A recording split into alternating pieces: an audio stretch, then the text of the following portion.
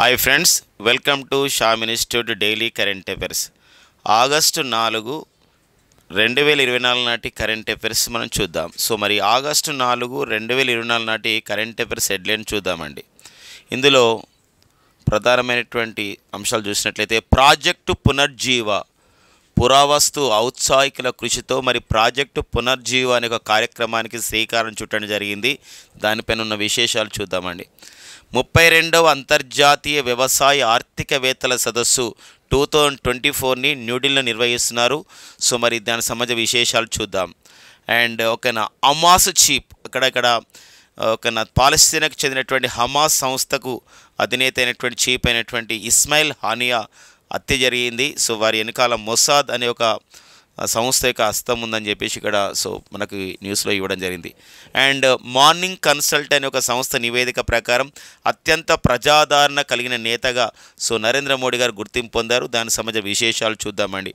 ఆసియాలో అతిపెద్ద hyper loop tube ఒక రవాణా రంగంలో ఒక పెను సంచలనం కాబోతున్నటువంటి ఆసియాలో అతిపెద్ద హైపర్ లూప్ ట్యూబ్ని ఐఐటి మద్రాస్ ఒక శాస్త్రవేత్తలు విద్యార్థులు ఆవిష్కరించడం జరిగింది. దానికి సంబంధించిన విశేషం చూద్దాం. దిగ్గజ నృత్యకారిణి యామిని కృష్ణమూర్తి సో కన్నుమూత. సో మరి యామిని కృష్ణమూర్తి ఏ శాస్త్రీయ నృత్యంలో పేరుగాంచారో చూద్దామండి. ఓకేనా, ఇవ్వండి మనకి ఆగస్టు 4, 2024లో ఉన్న కరెంట్ అఫైర్స్ హెడ్లైన్స్. ఇప్పుడు వివరంలోకి వెళ్దామండి. ప్రాజెక్టు పునర్జీవ అండి ఒక పురావస్తు ఔత్సాహికుల యొక్క కృషి. సో మనకి ఏంటండి ప్రాజెక్టు పునర్జీవం అంటే మళ్ళీ పునర్జీవం అంటే మళ్ళీ జీవం పోయడం అని అర్థం వస్తుంది. ఇక్కడ పురావస్తు అని చెప్పేసి అన్నారంటే చారిత్రకమైనటువంటి ఆధారాలు, చారిత్రకమైన కట్టడాలు, చారిత్రకమైన ప్రదేశాలు. మరి ఇక్కడ మనం చూసినట్లయితే చారిత్రక ప్రదేశాల్లో మనకి చారిత్రక ఆధారాలు, చారిత్రక కట్టడాలు, చారిత్రక శిల్పాలు ఉన్నప్పుడు అది కాలగర్భంలో ఏమవుతుందంటే కలిసిపోతూ ఉన్నాయి. ఇలాంటి క్రమంలో వాటి ఉనికిని కోల్పోతూ ఉన్నాయి. సంబంధించినటువంటి ఒక కట్టడం ఉంటుంది, సంబంధించి ఒక స్టాచ్యూ ఉంటుంది. అలాంటి స్టాచ్యూ ఏమవుతుందంటే రాను రాను కొన్ని డ్యామేజ్ అవుతూ ఉంది. అలాంటి వాటిని మనం ఏం చేయాలంటే మళ్ళీ కాపాడాలి. ఎలా కాపాడాలంటే మోడర్న్ టెక్నాలజీతో అలాంటి ఒక ఏన్షియంట్ అంటే ప్రాచీనమైనటువంటి ఒక సంస్కృతి ఉట్టిపడే విధంగా ఆ యొక్క కళాఖండాలను తీర్చిదిద్దాలి. దట్ ఈస్ కాల్డ్ ఏంటంటే ప్రాజెక్టు పునర్జీవ. సో మరి ప్రాజెక్టు పునర్జీవ అనేది ఎక్కడ చేస్తున్నారు అని చెప్పేసి అంటే ఇక్కడ సో ఫర్ ఎగ్జాంపుల్ మనం చూసినట్లయితే ఇక్కడ ఎక్కడ చేస్తున్నారంటే ఇక్కడ కాకతీయుల కాలంలో చెక్కినటువంటి 150 అద్భుతమైన శిల్పాలు ఉన్నాయి. ఇవి కొంచెం ఉనికిని కోల్పోవడం అంటే ఒక సంబంధించిన శిల్పంలో డ్యాన్స్ చేస్తున్నట్టు ఒక భంగిమ ఉందనుకోండి, అందులో ఒక కాలు విరిగిపోవడం కానీ అంటే విరిగిపోవడం అంటే ఆ సంబంధించినటువంటి ఆ స్టాచ్యూలో అలా కావడం జరిగింది. అలాంటి దాన్ని మనం మళ్ళీ అతికించుకోవడం అనమాట ఒక ప్రత్యేకమైన పద్ధతుల ద్వారా.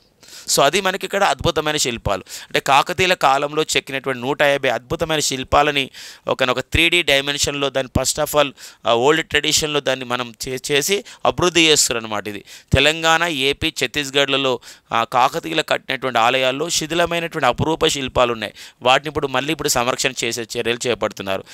ఏంటి ఇక్కడ మనకు చూసినట్లయితే సో మరి ఎవరి నేతృత్వంలో జరుగుతుందంటే ఇదంతా కూడా విశ్రాంత పురావస్తు అధికారి అయినటువంటి ఈమని శివనాగరెడ్డి, చిత్రకారుడు ఏలూరు శేషబ్రహ్మం అండ్ టార్చ్ అనే సంస్థ ఉందండి. టార్చ్ అంటే ఇక్కడ team of the research on culture and heritage సంస్థ కార్యదర్శి అయినటువంటి అరవింద్ ఆర్య అండ్ యాదాద్రి ఆలయ డిప్యూటీ స్థపతి అయినటువంటి గతంలో పనిచేసినటువంటి రఘువీర్ అండ్ అంతేకాకుండా ఒక డిజైనర్ అయినటువంటి మంచి ఒక ఆర్టిస్ట్ అయినటువంటి రక్షితలతో మొత్తం ఒక 15 మంది బృందం ఏర్పాటు చేయబడి సో ఇది ఒక ప్రాజెక్టు పునర్జీవ అనే కార్యక్రమాన్ని శ్రీకారం చుట్టడం జరిగింది. ఇది ఒక జాతీయ అంశంగా మనం గుర్తుపెట్టుకోవాల్సిన అవసరం ఉంది. ఎందుకోసం అంటే సమకాలీన అంశంలో ఇటీవల కాలంలో మరి 46వ యునెస్కో సమావేశం సో మనకి 46వ యునెస్కో ఒక వరల్డ్ హెరిటేజ్ సమావేశం అంటారండి. వరల్డ్ హెరిటేజ్ సమావేశము మన భారతదేశమే నేతృత్వం అనేది ఇవ్వడం జరిగింది. సో మరొక 10 రోజుల పాటు కూడా న్యూఢిల్లీలో నిర్వహించుకోవడం జరిగింది 2024లో. ఇందులో సుమారుగా మనకి 24 ప్రపంచ వారసత్వ ప్రాంతాలని ప్రకటిస్తే అలా మన భారతదేశానికి చెందినటువంటి మన అస్సాం రాష్ట్రానికి చెందినటువంటి అస్సాం రాష్ట్రానికి చెందిన మొయిదములు అండి. ఇది ఒక పురాతనమైన సమాధులు, మరి ఒక నహోం వంశస్థుల సమాధులని సో అలా ఒక సంబంధించినటువంటి ఒక సాంస్కృతిక వారసత్వంగా ప్రకటించడం జరిగింది. దీంతో మన భారతదేశంలో యునెస్కో చేత గుర్తించబడ్డటువంటి ప్రపంచ వారసత్వ ప్రాంతాల సంఖ్య ఎంతకు చేరింది మై డియర్ ఫ్రెండ్స్ అంటే 43 చేరింది. అంతేకాదు ఇప్పుడు మనకి లాస్ట్ టైం అయితే రామప్ప ఆలయం, రుద్రేశ్వర ఆలయం మరి ఒక రేచల్ల రుద్రుడి కాలంలో నిర్మించినటువంటి ఆలయం. ఒక సంబంధించినటువంటి రామప్ప అనే శిల్పితో నిర్మించినటువంటి ఆలయం రామప్ప ఆలయం. సో మరి ములుగు జిల్లాలో తెలంగాణలో ఉన్నటువంటి ఈ ఆలయాన్ని కూడా గతంలోనే సో మనకి ఒక యునెస్కో ప్రపంచ వారసత్వ సంపదగా ఇవ్వడం జరిగింది. ఇలాంటి రామప్ప ఆలయంలో ఇప్పుడు ముగ్గురు నాట్యగత్తల శిల్పంని సో ఈ యొక్క ప్రాజెక్టు పునర్జీవులో భాగంగా ప్రాచీన కాలంలో ఎలా ఉందో ఆ టైంలో మనకి క్రీస్తు శకం మనకి 1213 సంవత్సరంలో నిర్మిస్తున్నప్పుడు ఎలా ఉందో ఇలా ఇప్పుడు దాన్ని అలా నిర్మిస్తున్నారనమాట, కొంచెం డ్యామేజ్ అయిన క్రమంలో.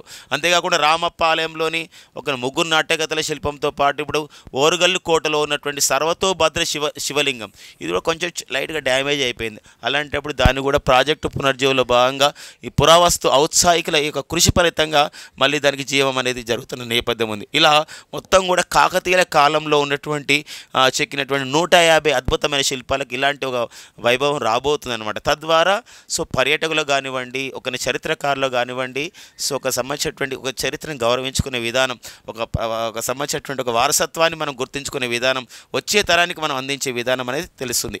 తద్వారా ఏంటంటే మొత్తం మీద ప్రాజెక్టు పునర్జీవ యొక్క ఉద్దేశం ఏదంటాడు, the main purpose and objectivity of the project Punarjeeva. So అంటే ఏంటంటే ఇక్కడ కాకతీయుల శిల్పాలకు పునర్జీవనం ఇవ్వడం. సో మరి మనకి పర్టికులర్గా చూసినట్లయితే ఆంధ్రప్రదేశ్లో కొన్ని ప్రాంతాలు, ఆంధ్రప్రదేశ్లో కూడా మరి కాకతీయుల సంబంధించిన ఆనవాళ్ళు ఉన్నాయండి. ఎందుకోసమంటే మనకి కాకతీయుల యొక్క వంశం యొక్క ఏదైతే మనకి కాకతీయ డైనాసిటీ యొక్క ఒక సంబంధించినటువంటి ఓడరేవ్ అనేది మోటుపల్లి అనేది అక్కడ మనకు ఆంధ్రప్రదేశ్లో ఉన్న నేపథ్యం ఉంటుంది. అదేవిధంగా ఇక్కడ మనకు తెలంగాణ అండ్ ఛత్తీస్గఢ్లో, ఇప్పుడు ఛత్తీస్గఢ్లో అయితే కాకతీయుల వంశాలకు చెందినటువంటి కొందరు అక్కడ నివసిస్తున్నారని చెప్పేసి కూడా మన చరిత్రకారులు భావిస్తున్న నేపథ్యం ఉంది. సో ఇలాంటి క్రమంలో ఈ 3 రాష్ట్రాల్లో కాకతీయుల సంబంధించినటువంటి శిల్పాలకి ఒక పునర్జీవనం రావడం అనే ఒక ప్రధానమైన ఉద్దేశంతో ప్రాజెక్టు పునర్జీవం అనే కార్యక్రమానికి రావడం జరిగింది అనమాట. వెరీ ఇంపార్టెంట్ అండి కాంపిటేటివ్ ఎగ్జామ్లో ఒక నేషనల్ అఫేర్గా ఒక జాతీయ అంశంగా చూసుకుంటూ ఇంకా ఆంధ్రప్రదేశ్ తెలంగాణ ఎగ్జామ్స్ ప్రిపేర్ అయ్యే వాళ్ళకి చాలా ఇంపార్టెంట్గా మనం చెప్పడానికి ఉంటుందండి. ఓకేనా, ప్రాజెక్టు పునర్జీవ పైన. ఇక నెక్స్ట్ చూద్దామండి. 32వ అంతర్జాతీయ వ్యవసాయ ఆర్థికవేత్తల సదస్సు అండి. International association of the agriculture economics వాళ్ళు ఈ సంవత్సరం సదస్సు నిర్వహిస్తున్నారు. ఇది 32వది. So it is international conference of the agriculture economist అనమాట ఇది. సో మరి ఎక్కడ నిర్వహిస్తున్నారు ఇది, దీని యొక్క ఉద్దేశం ఏంది చూద్దామండి. ఆగస్టు 3 నుండి 7, 2024 మరి ఢిల్లీలో నిర్వహిస్తున్నారు. సో 32వ అంతర్జాతీయ వ్యవసాయ ఆర్థికవేత్తల సదస్సు. సో మరి ఈ transformation towards the sustainable agri food system ఏ తీవ్రతంతో నిర్వహిస్తున్నారు ఈ సదస్సును అని చెప్పేసి అంటే ఇక్కడ ట్రాన్స్ఫర్మేషన్ అంటే మార్పు అండి. ట్రాన్స్ఫర్మేషన్ అంటే పరివర్తన చెందాలి అంటే ఇక్కడ ఏంటంటే ఆధునిక వ్యవసాయ పోకడలు ఉండాలి. ఆధునిక కాలంలో మనకి ఇక్కడ ఎంఎస్ స్వామినాథన్ గారు చెప్పినట్టు మనకి మెకనైజేషన్ అంటే యాంత్రీకరణం చేసుకోవాలి. అంతేకాకుండా నవీన కాలంలో ఏవైతే మనం మిల్లెట్స్కి ఇంపార్టెన్స్ ఇస్తున్నామో, నవీన కాలంలో ఈ యొక్క ఆర్గానిక్ సంబంధించినటువంటి ఒక అగ్రికల్చర్ ఫార్మింగ్ ఎంత ఇంపార్టెన్స్ ఇస్తున్నామో, న్యాచురల్ ఫార్మింగ్ ఎంత ఇంపార్టెన్స్ ఇస్తున్నామో, అదేవిధంగా అలా ట్రాన్స్ఫర్మేషన్ కావాలి. ఈ ట్రాన్స్ఫర్మేషన్ టువర్డ్స్ ఎలా కావాలి, ట్రాన్స్ఫర్మేషన్ అంటే towards the sustainable agri food system. Sustainable అంటే సుస్థిరమైనటువంటి ఫుడ్ అగ్రి సిస్టమ్. అంటే ఫుడ్ అగ్రికి అందరికీ సస్టైనబుల్ ఫుడ్ అంటే ఇక్కడ అగ్రి సిస్టమ్స్ అంటే ఇక్కడ ఏంటంటే వ్యవసాయంలో అగ్రి ఫుడ్ సిస్టమ్ అండి. Okay, sustainable agri food system అంటే అగ్రి అంటే ఇక్కడ nothing but agriculture food system అంటే మనకి అగ్రికల్చర్ ద్వారానే మనకు ఫుడ్ వస్తున్న నేపథ్యంలో ఇది మనకు ప్రపంచ జనాభా పెరుగుతూ ఉంది. ఇప్పుడు ఒక జూలై 11, 2024 ప్రపంచ ఒక జనాభా దినోత్సవం సందర్భంగా ఐక్యరాజ్య సమితి ఇచ్చినటువంటి ఒక సంబంధించిన నివేదిక ప్రకారం ప్రపంచ జనాభా ఇప్పుడు 820 కోట్లకు చేరింది. భారతదేశ జనాభా 145 కోట్లకు చేరింది. ఇలాంటి క్రమంలో మరి అందరికీ ఆహార భద్రత ఇవ్వాలి, ఫుడ్ సెక్యూరిటీ అనేది ఇవ్వాలి. మనం ఇప్పుడు ఫుడ్ సెక్యూరిటీ అందించే ఉద్దేశంతో ఎన్నో కార్యక్రమాలు చేస్తున్నాము. ఇలాంటి క్రమంలో వ్యవసాయ ఆర్థికవేత్తల యొక్క అభిప్రాయం ఏంది, ప్రపంచ ఆహార భద్రతకి పరిష్కారాలు మనం ఎలా చూపించాలి, ఇలాంటి అన్ని విషయాలపైన చర్చ అనేది ఇందులో జరిగింది. ఇది మనకి ఇంపార్టెంట్గా ఉంటుందండి.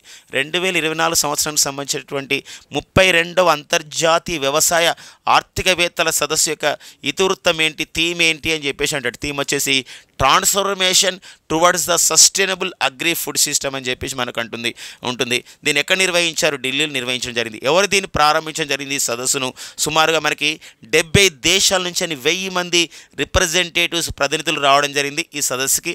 మరి ఇలాంటి క్రమంలో దీన్ని ఎవరు ప్రారంభించడం జరిగిందంటే భారత ప్రధాని నరేంద్ర మోడీ గారు దీన్ని ప్రారంభించడం జరిగింది. ప్రపంచ ఆహార భద్రతకి పరిష్కారాలు చూపేందుకు భారత్ సన్నద్ధతగా ఉంది, ఒక కమిట్మెంట్తో పనిచేస్తుందని చెప్పడం జరిగింది. అంతేకాకుండా మన భారతదేశం యొక్క సంస్థ ఐకార్ అనే సంస్థ, Indian council for the agriculture research అండి. Indian council for the agriculture research వాళ్ళు సో మరి ఇంతవరకు అయితే గత 10 సంవత్సరాల కాలంలో 2014 నుండి 2024 వరకు ఇప్పటివరకు సుమారుగా ఒక 1900 కొత్త వంగడాలని ప్రపంచానికి అందించారని చెప్పేసి భారత ప్రధాని నరేంద్ర మోడీ గారు చెప్పడం జరిగింది. అంతేకాకుండా ప్రపంచ ఆహార భద్రతకి పరిష్కారాలు చూపేందుకు భారత్ మరి సన్నద్ధత ప్రకటించిందన్నారు. గతంలో మన భారత ప్రభుత్వం ప్రపంచ ఆహార భద్రత గురించి ఒక కార్యక్రమాన్ని ప్రారంభించిందండి. ఆ కార్యక్రమాన్ని మనం ఏమంటామంటే మహర్షి అంటాం. అంటే చిరుధాన్యాలు ఒక విప్లవం తీసుకురావడం జరుగుతుంది. ఈరోజు మన భారత్ చేసినటువంటి సూచన మేరకే ఐక్యరాజ్య సమితి 2023 సంవత్సరాన్ని ఎలా ప్రకటించడం జరిగిందంటే international year of the millets, అంటే చిరుధాన్యాల సంవత్సరంగా ప్రకటించుకోవడం జరిగింది. ఇలాంటి క్రమంలో మరి చిరుధాన్యాలకి ఫేమస్, చిరుధాన్యాల ఉత్పత్తికి దిగుబడులకి ఫేమస్ మన భారతదేశం. అలాంటి క్రమంలో ఇలాంటి చిరుధాన్యాలని మనం ప్రపంచవ్యాప్తం చేసినట్లయితే సరైనటువంటి పోషక విలువలు ఉంటాయి, కాబట్టి ఆహార భద్రత సాధించవచ్చు అని చెప్పేసి ప్రపంచ ఆహార భద్రత గురించి భారత్ ప్రారంభించినటువంటి కార్యక్రమం వచ్చేసేదండి మహర్షి. సో అందుకోసం ఇక్కడ మన ప్రపంచ ఆహార భద్రతకి ఒక పరిష్కారం చూపే దిశగా భారత్ ఒక సన్నద్ధతగా ఉంది అని చెప్పడం జరిగింది అనమాట. సో ప్రతి అంశం కూడా ఇక్కడ ఇంపార్టెంట్గా ఉంటుంది, ఒక కాన్సెప్ట్గా ఫోకస్డ్గా ఈ అంశం పైన మనం చూసుకోవాల్సిన అవసరం ఉంటుంది. సదస్సుల విషయంలో ఇది ఇంపార్టెంట్గా ఉంటుందండి. నెక్స్ట్ వచ్చేసి మనకి ఇరాన్. సో ఇరాన్ దేశంలో మనకి అంటే పర్టికులర్గా చూసినట్లయితే ఇక్కడ ఒక అమాస్ అనే సంస్థ అండి, అమాస్ అనే సంస్థ ఉందండి. అసలు ఇప్పుడు ప్రజెంట్ అయితే మనం గమనించాలి, పాలస్తీనా ఇజ్రాయెల్ మధ్య యుద్ధం జరుగుతుందండి. సో ఇండైరెక్ట్గా చెప్పాలంటే పాలస్తీనాకి చెందినటువంటి హమాస్ సంస్థకి అండ్ ఇజ్రాయెల్కి యుద్ధం జరుగుతున్నట్టు లెక్క. మరి హమాస్ సంస్థని కదా, పాలస్తీనాకి చెందినటువంటి హమాస్ సంస్థ అక్టోబర్ 7, 2023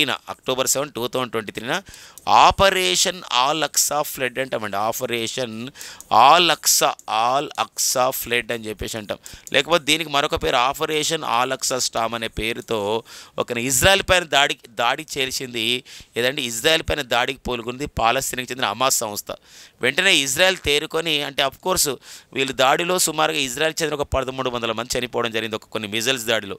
కానీ ఇజ్రాయెల్కు ఉన్నటువంటి ఒక పటిష్టమైన భద్రతా వ్యవస్థ ఏంటంటే సీడోమ్ టెక్నాలజీ. ఈ సీడోమ్ అనే ఒక టెక్నాలజీతో చాలా మిజైల్స్ని ఎదుర్కోవడం జరిగింది ఇజ్రాయెల్. వెంటనే ఇజ్రాయెల్ ప్రతిదాడి చేయడం జరిగింది పాలస్తీనా పైన. సో మరి ఏ పేరుతో మరి ఇజ్రాయెల్ దేశం పాలస్తీనాకు చెందినటువంటి హమాస్ ఉన్న ప్రాంతాల పైన సో ఏ పేరుతో దాడి చేయడం జరిగిందంటే ఇక్కడ ఆపరేషన్ ఐరన్ స్వాడ్ అండి. ఇది ఆపరేషన్ ఐరన్ స్వాడ్స్ అనే పేరుతో దాడి చేయడం జరిగింది. ఇలాంటి క్రమం అన్నమాట. ఇలాంటప్పుడు ఇక్కడ ఏంటంటే హమాస్ అంతటి కారణం ఏంటంటే హమాస్ సంస్థ. మరి హమాస్ సంస్థ యొక్క చీఫ్ ఎవరు అని చెప్పేసి అంటే దానికి నాయకత్వం వహిస్తున్న వారు ఇస్మాయిల్ హానియా. మరి ఇస్మాయిల్ హానియాని హత్య చేసే పథకాన్ని రూపొందించింది ఇజ్రాయెల్ దేశానికి చెందినటువంటి ఒక నిఘా సంస్థ. ప్రపంచంలో అత్యంత కరుడు కట్టినటువంటి, అంటే తను అనుకున్న లక్ష్యాన్ని 100% సాధించే దిశగా అది ఎంతో ముందడుగులు వేస్తుంది అని చెప్పేసి వాళ్ళ యొక్క వ్యూహాన్ని ఎవరు కూడా అంచనా వేయలేరని ప్రపంచవ్యాప్తంగా కూడా దీని గురించి మాట్లాడుతూ ఉంటారు. ఈ యొక్క మొసాద్ అనే సంబంధించినటువంటి నిఘా సంస్థ గురించి. ఇలాంటి నిఘా సంస్థ సో మరి ఈ యొక్క హమాస్ చీఫ్ అయినటువంటి ఇస్మాయిల్ హానియాని ఎక్కడ చంపేయడం జరిగిందంటే ఇక్కడ ఇరాన్లో చంపేయడం జరిగిందండి. ఎందుకోసం అంటే ఇరాన్ అధ్యక్షుడిగా గతంలో ఇబ్రాహీం రైసీ ఉండేవాడు. ఈ ఇబ్రాహీం రైసీ బెల్ 212 అని చెప్పేసి ఒక హెలికాప్టర్ దుర్ఘటనలో చనిపోవడం జరిగింది. ఇబ్రాహీం రైసీ తర్వాత నెక్స్ట్ ఇరాన్కు కొత్త అధ్యక్షుడిగా మౌసద్ పెజెష్కియాన్. సో మంచి ఆర్థిక సంబంధించినటువంటి వేత్తగా బాగా పేరుతను ఎకనమిస్ట్గా మౌసద్ పెజాష్కియాన్ ఎన్నిక కావడం జరిగింది ఇరాన్ దేశానికి నూతన అధ్యక్షుడిగా. ఇలాంటి క్రమంలో మొసాద్ వాళ్ళు, అంటే ఇజ్రాయెల్కి చెందిన నిఘా సంస్థ మొసాద్ వాళ్ళు ఇక్కడ ఉన్నటువంటి వాళ్ళ పన్నాగం ఏంటంటే ఇక్కడ మొసాద్ యొక్క పన్నాగం ఏంటంటే ఇస్మాయిల్ హనియాని చంపేయాలి. అలాంటప్పుడు ఈ యొక్క ఇస్మాయిల్ హనియా ఖచ్చితంగా ఇరాన్ దేశ అధ్యక్షుడు అయినటువంటి కొత్త అధ్యక్షుడు యొక్క మసౌద్ పెజెష్కియాన్ తన ప్రమాణ స్వీకారాన్ని ఖచ్చితంగా వస్తారని చెప్పేసి భావించింది సో మనకి మొసాద్ సంస్థ. ఇలాంటి క్రమంలో మరి ఇరాన్ దేశంలో మరి మొసాద్ వాళ్ళు ఏం చేయడం జరిగిందంటే వారు ఎవరైతే ఏ ఏ హోటల్లో ఏ ప్రాంతంలో అయితే నివసిస్తున్నారో, ఏ ప్రాంతంలో విడిది చేయడానికి వచ్చాడో ఇస్మాయిల్ హనియా, ఆ ప్రాంతంలోనే కొన్ని సంబంధించినటువంటి బాంబులు పెట్టేసి అతను చంపేయడం జరిగిందనమాట. సో ఇదనమాట. ఈ క్రమంలో మరి ఇరాన్ కూడా అసలుకి ఈ దాడిని ఊహించుకోలేకపోయింది. సో ఎందుకోసం ఇక్కడ మరి హమాస్ సంస్థ పాలస్తీనాకి చెందింది. మరి ఇరాన్ దేశ అధ్యక్షుడు యొక్క ప్రమాణ స్వీకారానికి ఎందుకు వెళ్తుందంటే ఇక్కడ పాలస్తీనాకి ఒక గొప్ప మద్దతు ఇస్తున్నటువంటి దేశాల్లో ఒకటి ఏంటంటే ఇరాన్ దేశం అండి. పాలస్తీనాకి ఏ దేశాలు మద్దతు ఇస్తుందంటే ఇక్కడ ఇరాన్ దేశం మద్దతు ఇస్తుంది, పాలస్తీనాకు యెమెన్ దేశం మద్దతు ఇస్తుంది, పాలస్తీనాకి ఇంకా మద్దతు ఇచ్చే దేశాల్లో మనకి లెబనాన్ దేశం కూడా ఉందండి. ఏదని లెబనాన్ దేశం కూడా ఉంది. సో ఇలాంటి క్రమంలోనే ఇది కాబట్టి ఇక్కడ మద్దతు ఇస్తున్నారు కాబట్టి ఇలా వెళ్ళడం అయితే జరిగిందనమాట. ఇది ఒక్కోసారి అడిగే అవకాశం ఉంటుంది. పాలస్తీనాకు చెందినటువంటి హమాస్ సంస్థ చీపు ఈ కింది ఏ దేశంలో హత్య చేయబడ్డాడు? ఇరాన్ దేశంలో. మరి అతని పేరు ఇస్మాయిల్ హనియా. ఏ యొక్క నిఘా సంస్థ చేసి చంపివేయబడ్డాడు? మొసాద్ అనేది ఏ దేశం యొక్క నిఘా సంస్థ అంటే ఇజ్రాయెల్ దేశం చెందిన నిఘా సంస్థ. ఈ క్రమంలో మరి ఇప్పుడు ఇరాన్ ఎలాంటి నిర్ణయం తీసుకుంటుందో కూడా చూసుకోవాల్సిన అవసరం ఉంటుంది. మరి ఇరాన్ సంబంధించినటువంటి ఒక సైనిక దళానికి ఏమని పేరంటే ఇక్కడ IRGC అంటాం, ఇరాన్ రివల్యూషనరీ గార్డ్స్ కోర్ అని చెప్పేసి అంటాం. మరి అది ఏ దిశలో మరి దాడి చేస్తుంది మరి ఇజ్రాయెల్ పైన అని మనం చెప్పడానికి ఉందండి. సో ఇలాంటి అంశాలు కూడా మనకి ఇంపార్టెంట్స్గా ఉంటాయండి. సో గతంలో మనం చూసినట్లయితే ఇక్కడ ఆపరేషన్ ట్రూ ప్రామిస్, ఇదే క్రమంలో పాలస్తీనా ఇజ్రాయెల్ క్రమంలో పాలస్తీనా ఇజ్రాయెల్ యుద్ధ క్రమంలోనే పాలస్తీనా తరపున ఇరాన్ కూడా ఇజ్రాయెల్ పైన దాడి చేసింది. ఓకేనండి, బాగా గుర్తుపెట్టుకోండి ఇది విషయము. పాలస్తీనా ఇజ్రాయెల్ యుద్ధంలో పాలస్తీనా తరపున ఇరాన్ ఎవరిపైన దాడి చేసిందండి? ఇజ్రాయెల్. ఇది ఏప్రిల్ 2024లో జరిగింది. ఇరాన్ ఇజ్రాయెల్ పైన దాడి జరిగింది. ఇజ్రాయెల్ పైన దాడి చేసింది. ఏ పేరుతో దాడి చేయడం జరిగిందంటే ఇక్కడ ఆపరేషన్ ట్రూ ప్రామిస్ అండి. ఆపరేషన్ ట్రూ ప్రామిస్ అనే పేరుతో దాడి చేయడం జరిగింది. Operation true promise. అంతేకాదు తిరిగి ఇజ్రాయెల్ కూడా ఇరాన్ పైన దాడి చేసింది. ఏమనంటే ఆపరేషన్ ఐరన్ షీల్డ్ అనే పేరుతో దాడి చేసిందండి. ఆపరేషన్ ఐరన్ షీల్డ్ అని చెప్పేసి అంటాం. ఆపరేషన్ ఐరన్ షీల్డ్ పేరుతో దాడి చేయడం. ఆపరేషన్ ఐరన్ షీల్డ్ అంటారు, SHIELD. ఓకేనా, ఆపరేషన్ ఐరన్ షీల్డ్ అని చెప్పేసి అంటాం. ఆ పేరుతో దాడి చేయడం జరిగింది. మరొకసారి రాసుకుందామండి, ఆపరేషన్ ఐరన్ షీల్డ్ అని చెప్పేసి అంటాం. సో ఇలాంటి క్రమం అన్నట్టు ఇది మనకి ఎగ్జామినేషన్ పాయింట్ ఆఫ్ ఇంపార్టెంట్గా ఉంటుందండి. అత్యంత ప్రజాదరణ కలిగిన నేతగా నరేంద్ర మోడీ రికార్డు పొందడం జరిగిందండి. గత కొన్ని సంవత్సరాల నుండి అమెరికాకు చెందినటువంటి మార్నింగ్ కన్సల్ట్ నివేదిక ఇచ్చినటువంటి ప్రతిసారి కూడా the most popular leader in the world అనేది ఎవరికి గుర్తింపు వస్తుందంటే భారత ప్రధాని నరేంద్ర మోడీకి ఎక్కువ శాతం ఓట్లు వస్తున్నాయి. సో ఇది మరి మోస్ట్ పాపులర్ లీడర్లు భారత ప్రధాని నరేంద్ర మోడీ గారికి 69% ఓట్లు వచ్చాయండి మొత్తం పాల్గొన్న దాంట్లో. మరి మెక్సికో దేశ అధ్యక్షుడైనటువంటి లోపెజ్ ఓబ్రాడర్కి 63% ఓట్లు వచ్చాయి. ఈ మెక్సికో దేశ అధ్యక్షుడు ఒక 1 మంత్ తర్వాత అంటే సెప్టెంబర్లో ఇతను పదవి విరమణ చేస్తున్నారు. ఇప్పుడు మెక్సికోకు నూతన అధ్యక్షురాలు రావడం జరిగిందండి, క్లాడియా షెన్బామ్ మెక్సికోకి నూతన అధ్యక్షురాలు, మెక్సికో దేశానికి అధ్యక్షురాలైన తొలి మహిళ. బట్ ప్రజెంట్ అయితే లోపెజ్ ఓబ్రాడర్ ఉన్నారు, మాన్యువల్ లోపెజ్ ఓబ్రాడర్ రెండో స్థానంలో ఉన్నారు. అత్యంత ప్రజాదరణ కలిగిన నేతగా నరేంద్ర మోడీ తర్వాత రెండో స్థానంలో ఉన్నారు లోపెజ్ ఓబ్రాడర్. మరి మూడో స్థానంలో ఎవరున్నారంటే ఇక్కడ అర్జెంటీనా దేశ అధ్యక్షుడైనటువంటి జేవియర్ మిలీ మూడో స్థానంలో ఉన్నారు. అండ్ స్విట్జర్లాండ్ దేశ అధ్యక్షుడైనటువంటి VL అమోడ్ 4వ స్థానంలో ఉండడం జరిగిందండి. ఇక నెక్స్ట్ వచ్చేసి మనకి ఐర్లాండ్ దేశానికి సంబంధించినటువంటి ఐర్లాండ్ ప్రధాని అయినటువంటి సైమన్ హారిస్ తర్వాత స్థానంలో 47% ఓట్లతో ఉండడం జరిగింది. నెక్స్ట్ ఇటీవల వచ్చిన బ్రిటన్కి నూతన ప్రధానిగా, బ్రిటన్కి ప్రధానమంత్రిగా నియమితులైనటువంటి 58వ వ్యక్తిగా, బ్రిటన్ ప్రధానమంత్రి అయినటువంటి లేబర్ పార్టీకి చెందినటువంటి వ్యక్తి అయినటువంటి రిషి సునాక్ స్థానంలో వచ్చినటువంటి కీర్ స్టార్మర్ 45% ఓట్లు రావడం జరిగింది. సో మరి ఈ యొక్క నివేదికలో ఈ యొక్క అత్యంత ప్రజాదరణ కలిగిన నేతగా మొత్తము 25 మందిని ఇట్లా ఆన్లైన్ సర్వే చేస్తే మార్నింగ్ కన్సల్ట్ సంస్థ మరి 25 మందిలో 25వ స్థానం ఎవరికి వచ్చిందంటే జపాన్ ప్రధాని రావడం జరిగింది. ఎవరండి జపాన్ ప్రధాని అంటే ఫుమియో కిషిదా. ఎవరికండి? ఫుమియో కిషిదాకి చివరి స్థానం అనేది రావడం జరిగింది అనమాట. ఇలా మొత్తం కూడా ఇది ఒక ఫోకస్డ్గా ఒక కాన్సెప్ట్గా గుర్తుపెట్టుకోనండి. నెక్స్ట్ చూద్దాం. ఆసియాలో అతిపెద్ద హైపర్ లూప్ ట్యూబ్ అని చెప్పేసి IIT మద్రాస్ సంబంధించినటువంటి ప్రయోగం చాలా సఫలీకృతమైనట్టు మనకి వార్తలు ఇవ్వడం జరిగింది.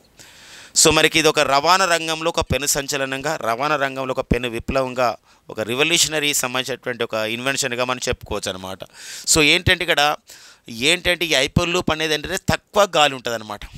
తక్కువ గాలి పీడనం ఉండడం, అయస్కాంత బలం తోడుండడం వల్ల చాలా స్పీడ్గా వెహికల్స్ వెళ్ళే విషయం. పర్టికులర్గా చూసినట్లయితే మనం ఇమేజ్లో చూసినట్లు ఇక్కడ ఏంటంటే మనకి ఈ యొక్క రవాణా వ్యవస్థలో మనం చూసినట్లయితే ఒక బుల్లెట్ రైల్ సిస్టమ్గా పోల్చొచ్చు అనమాట ఇది. సో ఇది మన సొంతంగా మన ఐఐటి మద్రాస్ శాస్త్రవేత్తలు, ఐఐటి మద్రాస్ ప్రొఫెసర్స్ బృందం, విద్యార్థుల బృందం దీన్ని తయారు చేయడం జరిగింది. ఆసియాలోని అతిపెద్ద హైపర్ లూప్ ట్యూబ్. ఈ హైపర్ లూప్ ట్యూబ్ ద్వారా ఎలాంటి ప్రయోగం చేస్తారంటే మనకి ఈ యొక్క రవాణా రంగంలో ఈ ఉపయోగపడే ఏదైతే రైళ్ళు ఉన్నాయో, బుల్లెట్ రైలు ఉన్నాయో అవి తయారు చేయడానికి ఉపయోగపడతాయి అనమాట, వేగంగా వెళ్ళడానికి ఉపయోగపడతాయి. సో రవాణా రంగంలోనే సరికొత్త విప్లవానికి నాంది పలకడం జరిగింది ఐఐటి మద్రాస్.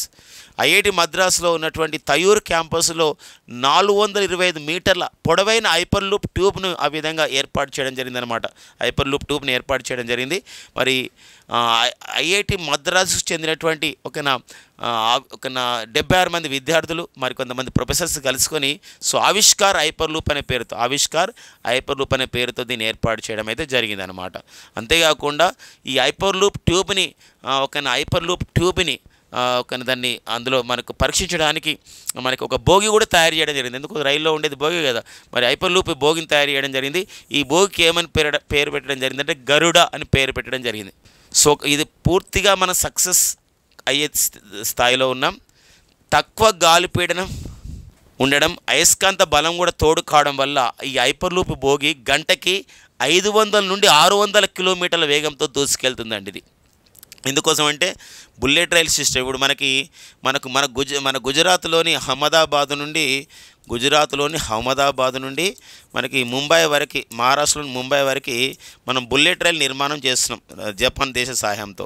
ఇక్కడ మనం అంచనా వేస్తున్నామంటే 320 నుండి 350 కిలోమీటర్లు ఫర్ అవర్ వేగంతో వెళ్ళే బుల్లెట్ రైల్ రాబోతుంది. కానీ ఇదే హైపర్ లూప్ టెక్నాలజీ ద్వారా, ఇదే హైపర్ లూప్ ట్యూబ్ ద్వారా మనం తయారు చేసినటువంటి హైపర్ లూప్ బోగి ద్వారా గంటకైతే 500 నుండి 600 కిలోమీటర్ల వేగంతో వెళ్తుందన్నమాట. అంటే నథింగ్ బట్ మనకి జపాన్లో ఉన్నటువంటి మ్యాంగ్లేవ్ కానివ్వండి, అలాంటి ఏవైతే రైళ్ళు ఉన్నాయో అంత స్పీడ్తో వెళ్తున్నాయో, ఏదైతే ఉన్నాయో 650, 550 వెళ్తున్నాయో ఆ స్థాయికి మనం వెళ్ళబోతున్నాం అని చెప్పొచ్చు అనమాట. ఇది అందుకోసం చూడండి, రవాణా రంగంలో సరికొత్త విప్లవానికి నాంది పలుకుతున్నామని చెప్పేసి ఇక్కడ ఐఐటి మద్రాసు చెప్పడం జరిగిందనమాట. ఓకేనండి. మరి ఐఐటి మద్రాస్ ఆవిష్కరణలు అంటే ఐఐటీలు ఆవిష్కరణలపైన ఖచ్చితంగా ఒక బిట్ రావడం జరుగుతుంది. గతంలో జరిగినటువంటి కొన్ని కాంపిటేటివ్ ఎగ్జామ్లో కూడా పాలలో కల్తీని గుర్తించడానికి ఒక 3D ప్రింటెడ్ పేపర్ని తయారు చేసినటువంటి సంస్థ ఏది అని చెప్పేసి అంటే అది ఐఐటి మద్రాస్ సంస్థ అండి. సో చాలా పేరుగాంచడం జరిగింది మనకి ఐఐటి మద్రాస్ సంస్థ. ఐఐటి మద్రాస్ మన భారతదేశంలో మొత్తం 23 ఐఐటీలు ఉంటే ఈ ఐఐటి మద్రాస్ యొక్క ఒక క్యాంపస్ని ఇక్కడ ఏర్పాటు చేశారు తెలుసా అండి. ఇది మనకి జాంజిబర్లో, ఆఫ్రికా ఖండంలోని జాంజిబర్ అండ్ టాంజానియాలోని మరి జాంజిబర్లో ఒక ఐఐటి మద్రాస్ క్యాంపస్ని ఏర్పాటు చేశారు. ఐఐటి మద్రాస్ క్యాంపస్ జాంజిబర్లో ఉంటుంది అండ్ ఐఐటి ఢిల్లీ క్యాంపస్ వచ్చేసి దుబాయ్లో ఉంటుందండి. ఇప్పటివరకు అయితే 2 మన దేశ ఐఐటి క్యాంపస్లు విదేశాల్లో ఏర్పాటు చేయడం జరిగిందనమాట. నెక్స్ట్ వచ్చేసి దిగ్గజ నృత్య కళాకారిణి యామిని కృష్ణమూర్తి మరణించడం జరిగింది. మరి వీరు 1940లో డిసెంబర్ 20న ఉమ్మడి చిత్తూరు జిల్లా మదనపల్లిలో వీరు జన్మించడం జరిగింది. మరి 2024లో వీరు మరణించడం జరిగింది. సో యామిని కృష్ణమూర్తి గారు భరతనాట్యం, కూచిపూడి, ఒడిస్సీ వీటిలలో చాలా పేరుందంటే ఒక నృత్యకారిణిగా ఉంది. అంతేకాకుండా 17 ఇయర్స్ ఏజ్లోనే 17 సంవత్సరాల వయసులోనే మద్రాసులో 1957లో తొలి ప్రదర్శన కూడా ఇవ్వడం జరిగింది. సో యామిని కృష్ణమూర్తి గారు తర్వాత వీరి యొక్క ఫ్యామిలీ అనేది ఒక ఢిల్లీకి తమిళనాడుకు సెట్ వెళ్ళింది. తమిళనాడు నుండి మళ్ళీ ఢిల్లీకి వెళ్ళడం జరిగింది వీళ్ళ యొక్క ఫ్యామిలీ. మరి 1990 సంవత్సరంలోనే వీరు ఒక Yamini school of the dance అనే ఒక అకాడమీని కూడా ఢిల్లీలో ఏర్పాటు చేయడం జరిగింది. 1977లో సంగీత నాటక అకాడమీ అవార్డు కూడా వీరు పొందడం జరిగింది. సో వీరైతే ఇప్పుడు చూడండి మనకి భారతదేశం అత్యున్నతమైనటువంటి పౌర పురస్కారాల్లో మొత్తం 4 ఉంటాయి. భారతరత్న, పద్మవిభూషణ్, పద్మభూషణ్, పద్మశ్రీలో పద్మ అవార్డులలో 3 పద్మ అవార్డులు కూడా వీరికి రావడం జరిగింది. 1968లో పద్మశ్రీ అవార్డు వచ్చింది. 2001 సంవత్సరంలో పద్మభూషణ్ అవార్డు రావడం జరిగింది. 2016లో పద్మవిభూషణ్ అవార్డు రావడం జరిగింది. సో మరి యామిని కృష్ణమూర్తి గారు మరి వీరి యొక్క ఆత్మకథ, వీరి యొక్క ఆటోబయోగ్రఫీ అయిపోయింది. తన జీవిత విశేషాల గురించి ఒక పుస్తకాన్ని రాసుకుంది. ఆ పుస్తకం వచ్చేసి a passion for dance. A passion for the dance అని చెప్పేసి ఒక a passion for the dance అనే ఒక ఆత్మకథ ఎవరిది అని చెప్పేసి అంటే ఇక్కడ యామిని కృష్ణమూర్తి గారండి. సో వీరు ఒక జాతీయ అంటే ఓన్లీ మన భారతదేశంలో కాదు అంతర్జాతీయ స్థాయిలో కూడా ఎన్నో ప్రదర్శనలు అనేది ఇవ్వడం జరిగిందనమాట. సో మన యామిని కృష్ణమూర్తి గారు ఓకేనా. సో మరి దిగ్గజ నృత్య కళాకారిణి. మరి ఇలా మూడు శాస్త్రీయ నృత్యంలో వీరు పేరుగాంచడం జరిగిందండి. 3 శాస్త్రీయ నృత్యాలు ఏంటంటే ఆ 3 శాస్త్రీయ నృత్యాలు అంటే ఇక్కడ భరతనాట్యం, కూచిపూడి, ఒడిస్సీ. భరతనాట్యం అంటే తమిళనాడుకు చెందినటువంటి శాస్త్రీయ నృత్యం. తమిళనాడులో ఫేమస్ అయినటువంటి శాస్త్రీయ నృత్యం మనకి భరతనాట్యం. కూచిపూడి అంటే మన ఆంధ్రప్రదేశ్ రాష్ట్రం. అండ్ ఒడిస్సీ శాస్త్రీయ నృత్యం అనేది ఒడిశాలో ఫేమస్ అనమాట ఓకేనా. నెక్స్ట్ చూద్దామండి. సో మరి ప్రాంతీయ అంశాలు ఒక ఇంపార్టెంట్గా మనకు ఉందండి. మనకి ఎస్ఆర్ఎం యూనివర్సిటీ యాక్చువల్లీ తమిళనాడుకు చెందింది యూనివర్సిటీ. సో గతంలోనే ఎస్ఆర్ఎం యూనివర్సిటీ తన క్యాంపస్ని ఏర్పాటు చేసింది అమరావతిలో. సో మరొకసారి నూతన ప్రభుత్వం అనేది వచ్చింది, కూటమి ప్రభుత్వం వచ్చింది ఆంధ్రప్రదేశ్ రాష్ట్రంలో. ఈ క్రమంలో మరి అమరావతిలో ఒక 1000 పడకల ఆసుపత్రిని ఒక హాస్పిటల్ నిర్మాణం చేస్తామని చెప్పేసి తమిళనాడుకు చెందినటువంటి ఎస్ఆర్ఎం యూనివర్సిటీ ముందుకు రావడం జరిగిందనమాట. సో 2017లోనే అమరావతిలో ఎస్ఆర్ఎం యూనివర్సిటీ మనకి అమరావతిలో ఏర్పాటైంది. తర్వాత క్రమంలో ఇప్పుడు వాళ్ళు ఏమైనా ప్రతిపాదన చేశారు రాష్ట్ర ప్రభుత్వానికంటే ఆంధ్రప్రదేశ్ రాష్ట్ర ప్రభుత్వానికి ఒక వైద్య కళాశాలను ఏర్పాటు చేస్తాం, 1000 పడకల ఆసుపత్రి ఏర్పాటు చేస్తాం. ఇక్కడ కృత్రిమ మేధ యూనివర్సిటీని ఆర్టిఫిషియల్ ఇంటెలిజెన్స్ యూనివర్సిటీని ఏర్పాటు చేస్తామని చెప్పేసి ఇక్కడ సో వాళ్ళు ఒక ప్రతిపాదన చేయడం జరిగింది. సో ఆంధ్రప్రదేశ్ రాష్ట్ర ముఖ్యమంత్రి శ్రీ నారా చంద్రబాబు నాయుడు గారితో కూడా వీరు అమరావతిలో భేటీ కావడం జరిగింది. ఎస్ఆర్ఎం విశ్వవిద్యాలయం యొక్క వ్యవస్థాపక చైర్మన్ ఛాన్సలర్ అయినటువంటి టిఆర్ పర్వేదర్ సో నారా చంద్రబాబు నాయుడు గారితో మాట్లాడడం జరిగిందనమాట. అయితే ఈ నిర్మాణాలకి ఒక 200 ఎకరాలు కావాలని అడగడం జరిగిన నేపథ్యం అనమాట. ఎందుకోసమంటే ఇక్కడ ఇటీవల కాలంలోనే ఆంధ్రప్రదేశ్ రాష్ట్ర ప్రభుత్వం ఒక ప్రకటన చేసింది. ఏంటంటే అమరావతిలో దాంతోపాటుగా మనకి విశాఖపట్నంలో సో ఆర్టిఫిషియల్ ఇంటెలిజెన్స్ని మేము అభివృద్ధి చేస్తాం, ఆర్టిఫిషియల్ ఇంటెలిజెన్స్ హబ్లను ఏర్పాటు చేస్తామనే ప్రకటన నేపథ్యంలో ఈ యొక్క పరిణామం అనేది చోటు చేసుకోవడం జరిగింది. ఖచ్చితంగా ఇది ప్రాంతీయ అంశాలు ఆంధ్రప్రదేశ్ ఎగ్జామ్స్ రాసే వాళ్ళు ఖచ్చితంగా దృష్టి పెట్టుకోవాల్సినటువంటి అంశమే ఈ సంవత్సరం ఏర్పాటు అనమాట. కొత్త ఒప్పందాలు కానివ్వండి, ఏదైనా సంస్థలు వచ్చినప్పుడు కూడా అడుగుతున్న నేపథ్యం మనకు ఉంటుంది. లాస్ట్ టైం మనకు ఒక యూనిఫామ్ జాబ్లో ఒక బిట్ వచ్చిందండి, యూనిఫామ్ సంబంధించినటువంటి కాంపిటేటివ్ ఎగ్జామ్లో ఎస్ఐలో. ఎందుకంటే కియా ఆంధ్రప్రదేశ్ రాష్ట్రంలో కియా మోటార్ల సంస్థ ఆటోమొబైల్ సంస్థ ఏ సంబంధించిన జిల్లాలో ఏర్పాటు చేయబడింది అనేది అనంతపురం జిల్లాలో ఏర్పాటు చేయబడింది కియా మోటార్ల సంస్థ. మరి కియా మోటార్ల సంస్థ ఆటోమొబైల్ సంస్థ ఏ దేశానికి చెందిందంటే దక్షిణ కొరియా దేశానికి చెందింది. ఈ కియా మోటార్ల సంస్థ యొక్క ప్రధాన కార్యాలయం దక్షిణ కొరియాలో ఎక్కడ కలదు అని చెప్పేసి అంటే దక్షిణ కొరియాలోని బుసాన్లో ఉందనే విషయాన్ని మనం గుర్తుపెట్టుకోవాల్సిన అవసరం ఉంటుందండి ఓకేనా. నెక్స్ట్ చూద్దామండి. సో మరి హర్ ఘర్ తిరంగా అంటే ప్రతి గర్రు పైన, తిరంగా అంటే ఇక్కడ 3 రంగుల జెండా త్రివర్ణ పతాకం ఉండాలి అని చెప్పి చెప్పడం అన్నమాట. ఎందుకోసమంటే మనము ఆజాదీ కా అమృత మహోత్సవ్ కార్యక్రమంలో భారతదేశ స్వాతంత్రానికి 75 సంవత్సరాలైన సందర్భంగా మనము 2022లో ఈ కార్యక్రమాన్ని గొప్పగా ప్రారంభించుకోవడం జరిగింది. దేశవ్యాప్తంగా ప్రతి ఇంటి పైన కూడా మరి త్రివర్ణ పతాకాన్ని మన 3 రంగుల సంబంధించినటువంటి త్రివర్ణ పతాకాన్ని మనం ఎగరవేసుకోవడం జరిగింది. సో మరి స్వాతంత్ర దినోత్సవం సందర్భంగా ఈసారి కూడా ఆగస్టు 9 నుండి 15 ఈ యొక్క రోజుల్లో మన ప్రతి ఇంటిపైన ఇళ్ల వద్ద త్రివర్ణ పతాకాన్ని ఎగరవేయాలని చెప్పేసి కేంద్ర హోంశాఖ మంత్రి అయినట్టు అమిత్ షా ప్రకటించడం జరిగింది. దానికి పేరు ఏమని పెట్టారండి, హర్ ఘర్ తిరంగా. పేరు గుర్తుపెట్టుకోవాలండి, హర్ ఘర్ తిరంగా అనే కార్యక్రమానికి ఏర్పాటు చేసినటువంటి క్రమం అన్నమాట. సో మరి మన తెలుగువారైనటువంటి పింగళి వెంకయ్య గారు రూపొందించినటువంటి ఒక త్రివర్ణ పతాకం అండి ఇది. సో మరి దీనికి ఈ యొక్క హర్ ఘర్ తిరంగా ద్వారా మరింతగా మనం ఒక జాతీయవాదం, ఒక నేషనాలిటీని, ఒక స్వాతంత్ర సమరయోధులకు సంబంధించినటువంటి ఆశయాలని, వారు ఒక పోరాట స్ఫూర్తిని మనం చూసుకోవాల్సిన అవసరం మనకు ఉంటుంది అనమాట. ఈ కార్యక్రమం పేరుని మనం గుర్తుపెట్టుకోవాల్సిన అవసరం ఉంటుంది. ఇక నెక్స్ట్ వచ్చేసి మనకి మరొక సైన్స్ అండ్ టెక్నాలజీ అప్డేట్గా ఒక వార్తల్లో వ్యక్తిగా మనం తెలుసుకోవాల్సిన అవసరం ఉంటుంది. సో మనం భారతదేశం మన భారత అంతరిక్ష పరిశోధన సంస్థ ISRO, Indian space research organisation వాళ్ళు ఒక సంబంధించినటువంటి మానవ సహిత యాత్ర చేయబోతున్నారండి. సో ఇది ఒక మైల్ రాయిగా నిలబోతుంది. మానవ సహిత యాత్ర 2025లో వచ్చే సంవత్సరం చేయబోతున్నారు. మరి దీనికి కావాల్సినటువంటి మానవ సహిత యాత్రకు మనకు ఒక అంతరిక్ష నావికుల్ని మనం ఒక సంబంధించిన ఎంపిక చేసుకోవడం జరిగింది. భారత వైమానిక దళంలో పనిచేస్తున్నటువంటి సో 4గురికి మేము శిక్షణ ఇస్తున్నామని చెప్పేసి ఫిబ్రవరి 2024లోనే భారత ప్రధాని నరేంద్ర మోడీ గారు మన జాతికి పరిచయం చేయడం జరిగింది. వారే సో ప్రశాంత్ బాలకృష్ణన్ నాయర్. సో 4గురిని పరిచయం చేయడం జరిగింది. ప్రశాంత్ బాలకృష్ణ నాయర్ని పరిచయం చేశారు, వీరు వెళ్ళబోతున్నారని. వీరితో పాటుగా మనం చూసినట్లయితే ఇక్కడ ఒక అంగద్ ప్రతాప్ అండి, అంగద్ ప్రతాప్, వీళ్ళందరూ కూడా భారత వైమానిక దళంలో పనిచేస్తున్నారు.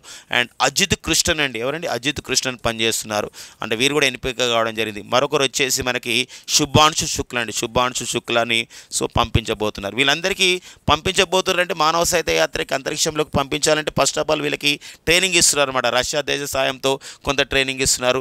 దాంతోపాటుగా మనకి బెంగళూరులో ఉన్నటువంటి హ్యూమన్ స్పేస్ ఫ్లైట్ సెంటర్లో కూడా ట్రైనింగ్ ఇస్తున్నారు. అయితే దానికన్నా ముందే ఇందులో ఒక ఇంటర్నేషనల్ స్పేస్ స్టేషన్ అంటే అంతర్జాతీయ అంతరిక్ష కేంద్రం ఉంది మనకి. సో మరి అంతర్జాతీయ అంతరిక్ష కేంద్రానికి శుభాంశు శుక్లాను పంపించబోతున్నామని చెప్పేసి ఇక్కడ ఒక ఇండో యుఎస్ మిషన్ ద్వారా పంపించబోతున్నామని చెప్పేసి ఇక్కడ ఒక ప్రధానమైన వార్త ఉంది. ఇది త్వరలోనే పంపించబోతున్నారు ఈ సంవత్సరంలోనే. అమెరికా దేశం చెందినటువంటి నాసా సంస్థ, అమెరికా దేశం చెందినటువంటి మరో సంస్థ, ప్రైవేట్ సంస్థ యాక్సియం స్పేస్ అనే సంస్థ, మన భారతదేశం చెందిన ఇస్రో, ఈ 3 సంస్థలు ఒక అవగాహన ఒప్పందం చేసుకోవడం జరిగింది. దీనికి పెట్టిన పేరు వచ్చేసి ఏంటంటే ఇక్కడ ఇండో యుఎస్ మిషన్లో భాగంగా అమెరికా అంతరిక్ష పరిశోధన సంస్థ NASA, national aeronautics space administration and axiom space అన్న సంస్థ, ఇది మనకు అమెరికా దేశం చెందిందే. ఇస్రో సంస్థ మన ఇండియన్ స్పేస్ రీసెర్చ్ ఆర్గనైజేషన్ వాళ్ళు. సో ఇక్కడ త్వరలో అంతర్జాతీయ అంతరిక్ష కేంద్రానికి ఆ విధంగా వెళ్ళబోతున్నారు. అందులో శుభాంశు శుక్లాని ఎంపిక చేయడం జరిగింది. ఈ నలుగురిలో ఒకరు శుభాంశు శుక్లాని ఎంపిక చేయడం జరిగింది. ఒకవేళ శుభాంశు శుక్లా లాస్ట్ మినిట్లో ఒకవేళ వెళ్ళని సందర్భం ఉంటుందనుకోండి, బ్యాకప్గా ఎవరిని పెట్టడం జరిగిందంటే ప్రశాంత్ బాలకృష్ణ నాయర్, కేరళకు చెందినటువంటి ప్రశాంత్ బాలకృష్ణ నాయర్ని పెట్టడం జరిగింది. ఇద్దరు వెళ్ళారండి, ఒకరే వెళ్తారు. మళ్ళీ నెక్స్ట్ 2025లో చేయబోయే మన ఇస్రో చేయబోతున్నటువంటి గగనయాన్ యాత్రలో సో వీళ్ళు వెళ్ళబోతున్నారు. కానీ ముందస్తుగా ఈ ప్రశాంత్ బాలకృష్ణ నాయర్ కానీ ఇంకా ముందు ఫస్ట్ అయితే శుభాన్ శుక్లకి ఇంపార్టెన్స్ ఇస్తారు, తర్వాత ప్రశాంత్ బాలకృష్ణ. ఒకవేళ ఇతను లాస్ట్ మూమెంట్ వెళ్ళకుంటే ఇదన్నమాట. ఇది మనకు ఒక రికార్డు కాబోతుంది అనమాట. ఇది అధికారికంగా ప్రకటించిన నేపథ్యం అనమాట. ఇది సక్సెస్ కావడం అయిందనుకోండి. సో మరి రాకేష్ శర్మ 1984లో రష్యా దేశ సాయంతో సోవియట్ యూనియన్ దేశ సాయంతో వెళ్ళడం జరిగింది. అంతరిక్షంలో వెళ్ళిన తొలి భారతీయుడు. కల్పనా చావ్లా వెళ్ళింది, తర్వాత సునీతా విలియమ్స్, రాజాచారి గారు కూడా, వీళ్ళందరూ కూడా Kalpana Chawla, Sunita Williams, Rajachari. Of course మనకు సునీతా విలియమ్స్ భారత సంతతి మహిళ. మరి కల్పనా చావ్లా హర్యానాకు చెందిన వీళ్ళందరూ కూడా నాసా తరపున వెళ్ళారు. కల్పనా చావ్లా, సునీతా విలియమ్స్, రాజాచారి. వీరితో పాటుగా శిరీష బండ్ల అని చెప్పేసి ఒకరు వెళ్ళడం జరిగింది, మన భారత సంతతి మహిళనే. వారైతే మనకి వర్జిన్ గెలాక్టిక్ అంటే బ్లూ ఆరిజిన్ సంస్థ ద్వారా వెళ్ళడం జరిగింది అనమాట. అది కానీ వీళ్ళని మాత్రం అధికారికంగా గుర్తించడం జరిగింది. సో భారతీయులు ఇప్పటివరకు అంటే భారత సంతతి వ్యక్తులు నాసా తరపున వెళ్ళిన వారు కల్పనా చావ్లా, సునీతా విలియమ్స్, రాజాచారి. అయితే రష్యా దేశ తరపున వెళ్ళిన వాళ్ళు రాకేష్ శర్మ. సో ఇప్పుడు మళ్ళీ శుభాన్ శుక్లా ఆ గుర్తింపు అనేది రాబోతుంది అనమాట. ఎలా క్వశ్చన్ అడగవచ్చు, ఐఎస్ఎస్కు శుభాన్ శుక్లా అంటే ఇంటర్నేషనల్ స్పేస్ స్టేషన్కి ఇండో యుఎస్ మిషన్లో భాగంగా వెళ్ళబోతున్నటువంటి వారెవరు అని చెప్పేసి అంటే మన భారతీయుడు శుభాన్ శుక్లా అనమాట. మరి ప్రజెంట్ ఈ నలుగురికి కూడా మన భారత గగనయాన్లో మానవ సహిత యాత్రలో భాగమైనటువంటి ఈ నలుగురు వ్యోమగాములకి మన భారతీయులకి ఎక్కడ శిక్షణ ఇస్తున్నారంటే ఇస్రోకు చెందినటువంటి మనకు బెంగళూరులో ఉన్నటువంటి HSFCలో ఇస్తున్నారు. HSFC అంటే ఏంటంటే ఇక్కడ హ్యూమన్ స్పేస్ ఫ్లైట్ సెంటర్ అని చెప్పేసి అంటామండి. HSFC అంటే ఏంటండి హ్యూమన్ స్పేస్, ఒక human space so flight centre అని చెప్పేసి అంటామండి.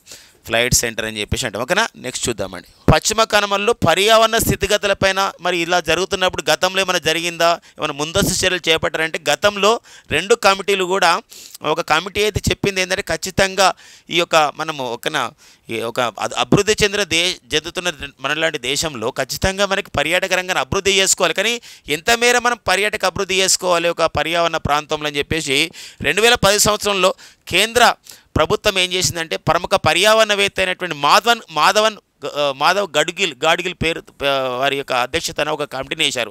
మాధవన్ గాడ్గిల్ మరి మాధవన్ గాడ్గిల్ కమిటీని వేశారు. ఈ మాధవ్ గాడ్గిల్ కమిటీ ఒక రిపోర్ట్ ఇచ్చింది. ఏమని రిపోర్ట్ ఇచ్చిందంటే పశ్చిమ కనుమలు విస్తరించిన దాదాపు 75% భూభాగంలో పర్యావరణ క్షీణతకు కారణమవుతున్నటువంటి మైనింగ్, వాణిజ్య కార్యకలాపాలు అనుమతి ఇవ్వకూడదు, అనుమతిపై నిషేధం విధించాలని చెప్పడం జరిగింది. యాక్చువల్గా 2016 నుండి ఎవరు కూడా అనుమతి ఇవ్వద్దని చెప్పేసి అన్నారు. సో ఇది మనకు మాధవన్ గాడ్గిల్ కమిటీ ఇచ్చింది. అంటే 75% భూభాగంలో, అంటే పశ్చిమ కనుమలు విస్తరించిన దాదాపు 75% భూభాగంలో పర్యావరణ క్షీణతకు కారణమవుతున్నటువంటి మైనింగ్ కార్యకలాపాలు, వాణిజ్య కార్యకలాపాలు అంటే ఇది రిసార్ట్స్ని ఏర్పాటు చేయడం, సో పట్టణాభివృద్ధి క్రమంలో రిసార్ట్స్ని ఏర్పాటు చేయడం, విడిది కేంద్రాలను ఏర్పాటు చేయడం, ఇలాంటికి అనుమతి ఇవ్వద్దని చెప్పేసి మాధవన్ గాడ్గిల్ కమిటీ రిపోర్ట్ ఇవ్వడం జరిగింది. అంటే మొత్తం 100% అనుకుంటే 75% మాత్రం చాలా, ఇది ఒక ఎక్కువ సెన్సిటివ్, ఒక ఎక్కువ సంబంధించినటువంటి ఒక సెన్సిటివ్ ఒక ప్రాంతంగా అనమాట. ఇక్కడ ఒక సంబంధించినటువంటి దాన్ని చాలా జాగ్రత్తగా కాపాడుకునే ఒక జోన్గా మనం ప్రకటించాలని చెప్పేసి కూడా మాధవన్ గాడ్గిల్ చెప్పడం జరిగింది. కానీ ఏదైతే మాధవన్ గాడ్గిల్ పశ్చిమ కనుమల యొక్క పర్యావరణ విషయంలో మాధవన్ గాడ్గిల్ ఇచ్చినటువంటి రిపోర్ట్ ఏముందో, ఒక పశ్చిమ కనుమల్లో పర్యావరణ భద్రత పైన, పశ్చిమ కనుమల్లో పర్యావరణ భద్రత విషయం పైన, పర్యావరణ సంబంధించినటువంటి కాపాడే విషయం పైన మాధవన్ గాడ్గిల్ ఇచ్చినటువంటి కమిటీ పైన రివ్యూ అంటే పునఃపరిశీలన చేయడం, సమీక్షించడానికి మరో కమిటీని ఏర్పాటు చేయడం జరిగింది కేంద్ర ప్రభుత్వం. ఆ కమిటీకి నేతృత్వం వహించిన వారు కస్తూర్ రంగన్ ఎవరంటే ఇస్రో మాజీ చైర్మన్. మొన్న జాతీయ విద్యా విధానం 2020 నేషనల్ ఎడ్యుకేషన్ పాలసీ 2020 కూడా అతని ముసాయిదాను కూడా ఇతనే అధ్యయనం చేయడం జరిగింది. సో మరి వీరిచ్చిన రిపోర్ట్ ఏంటంటే పశ్చిమ కనుమల్లోని అత్యంత సున్నితమైన ప్రాంతం ఏదైతే ఉందో, ఎక్కువ సెన్సిటివ్ జోన్ ఏదైతే మాధవన్ గాడ్గిల్ అన్నాడో 75% అన్నాడో, ఆ 75% భూభాగం 70% నుంచి ఆ ఎక్కువ సెన్సిటివ్ ప్రాంతాన్ని ఏం చేశారంటే 37%గా పరిమితం చేస్తూ తన నివేదికను చేయడం జరిగింది.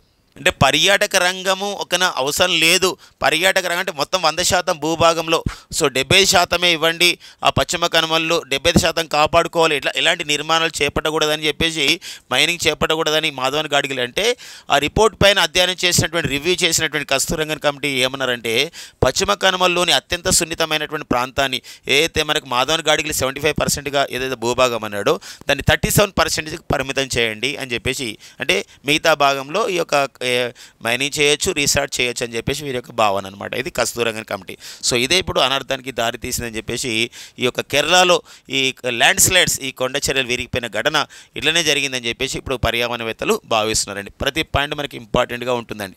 ఇక నెక్స్ట్ వచ్చేసి మనకి ఇదే విషయం పైన ఇటీవల కాలంలో ఇదే విషయం పైన మన ఇస్రోకి చెందినటువంటి ఇస్రో సంబంధించినటువంటి శాటిలైట్స్ పైన ఉన్నటువంటి ఇస్రో శాటిలైట్ ఉపగ్రహాలన్నీ కూడా ఈ యొక్క ల్యాండ్ స్లైడ్స్ విరిగిపడుతున్న, కొండ చర్యలు విరిగిపడుతున్న సంఘటన పైన కొన్ని ఇమేజెస్ పంపిస్తూ ఉన్నాయి. ఆ ఇమేజ్ సహాయంతో మనకు హైదరాబాద్లో ఉన్నటువంటి నేషనల్ రిమోట్ సెన్సింగ్ సెంటర్ సహాయంతో వాళ్ళు ఒక రిపోర్ట్ తయారు చేశారు ఇస్రో వాళ్ళు, ల్యాండ్ స్లైడ్స్ అట్లాస్ నివేదిక.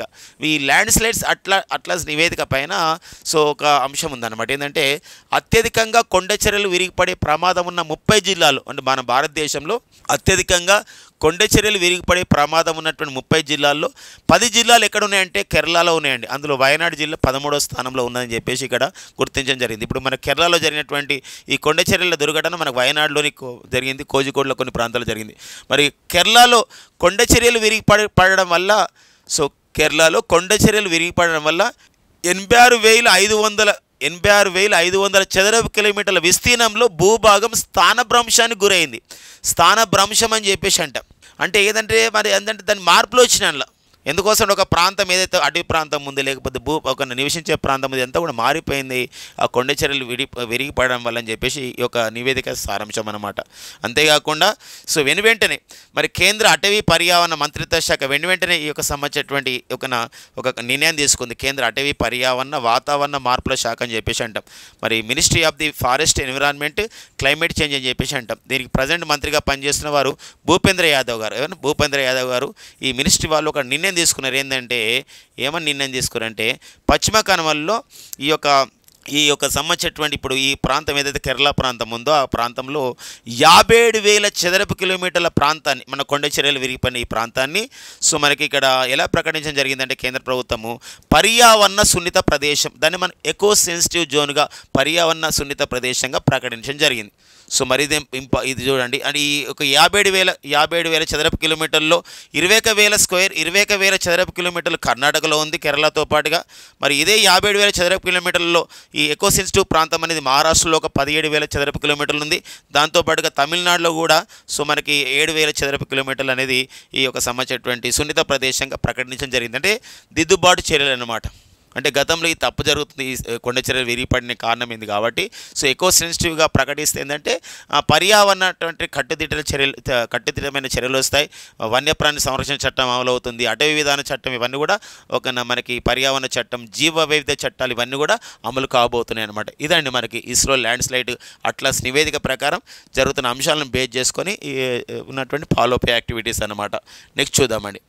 నెక్స్ట్ వచ్చేసి మనకి తెలంగాణ రాష్ట్రంలో మనకి భద్రాద్రి కొత్తగూడెం జిల్లాలో దేశంలో మొదటిసారిగా జియో థర్మల్ ఒక విద్యుత్ కేంద్రాన్ని ఏర్పాటు చేయబోతున్నారండి.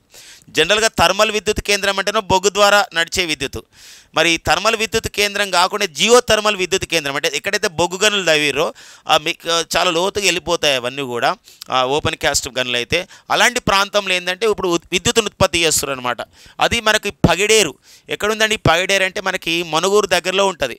భద్రాద్రి కొత్తగూడెం జిల్లా మనుగూరు సమీపంలో ఈ పగిడేరు వద్ద దేశంలో తొలిసారిగా జియో థర్మల్ కేంద్రాన్ని ఏర్పాటు చేస్తున్నట్లు 3 సంస్థల మధ్య ఒప్పందం జరిగింది. సింగరేణి సంస్థ, సింగరేణి కాలరీస్ లిమిటెడ్ వాళ్ళు, oil and natural gas corporation ONGC వాళ్ళు అండ్ తెలంగాణ రెడ్కో సంస్థల మధ్య ఈ యొక్క ఒప్పందం జరిగింది.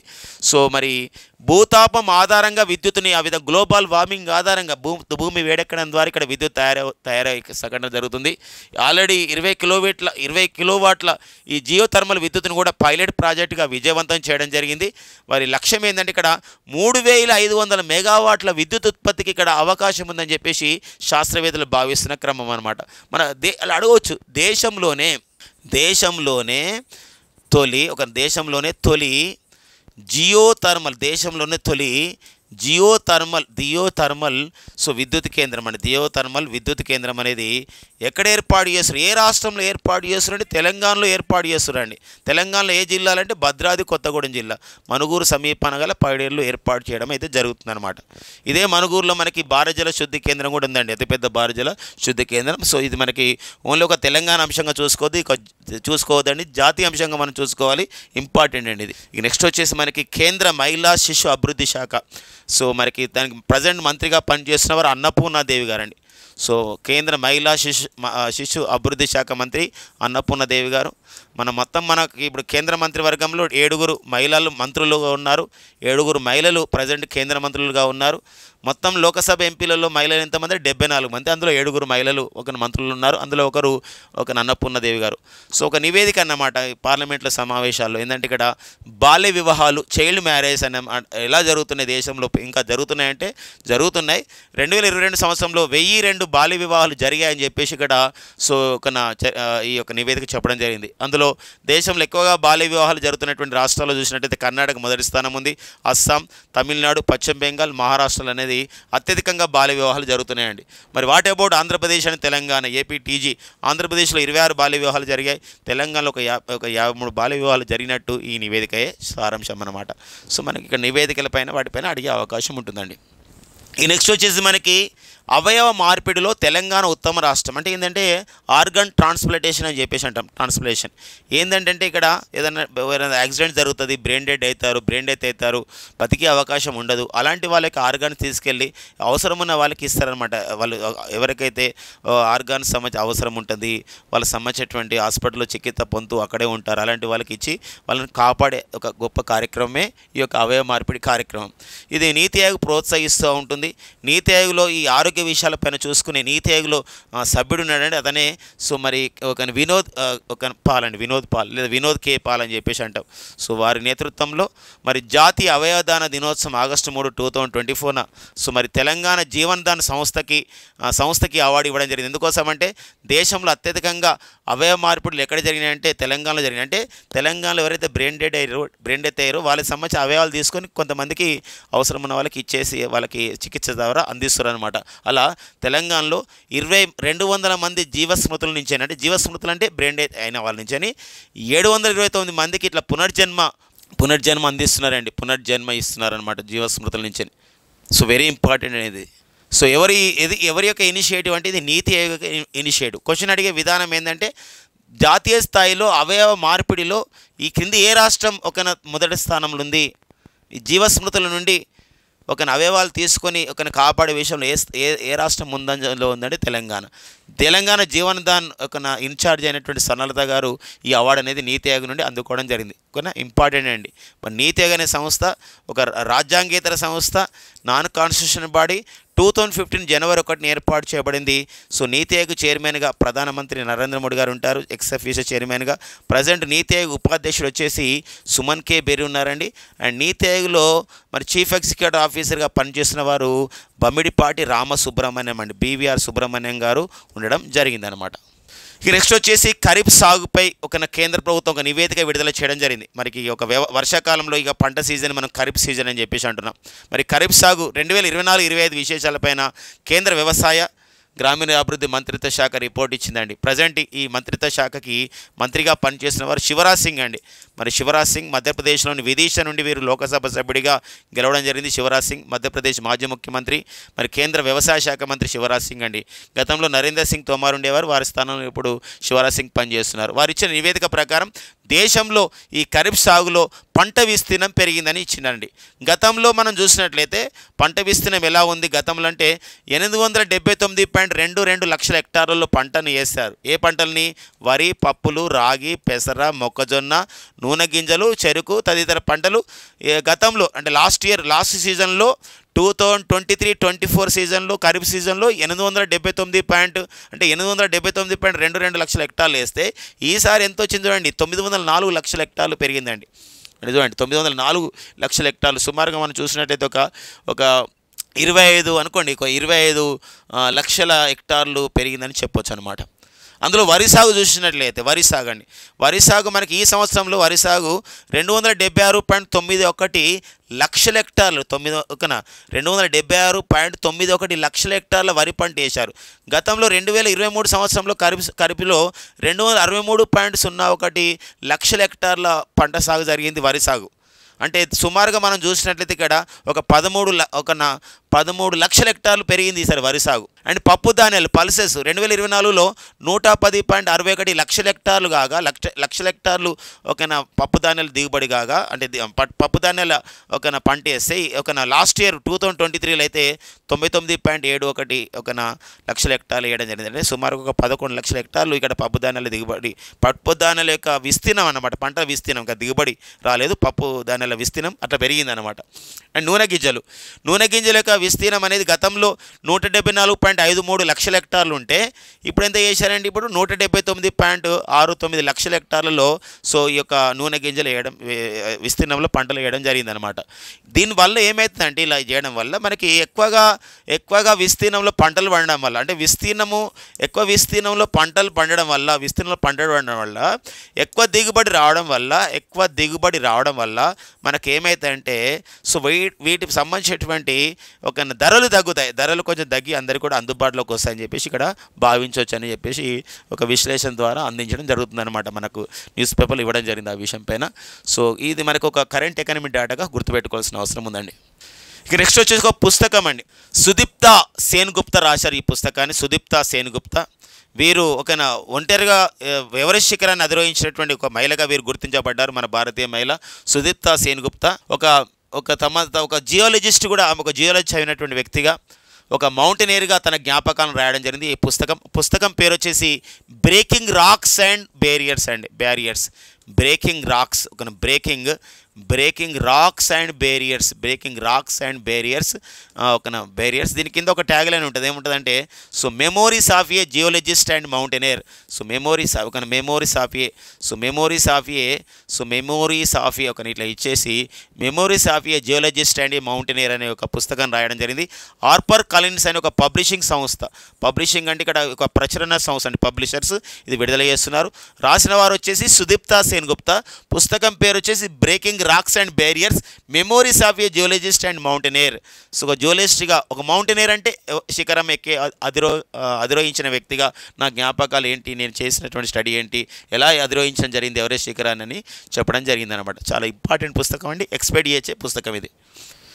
సో ఇవ్వండి మనకి ఆగస్టు 4, 2024 నాటి కరెంట్ అఫైర్స్ అండి.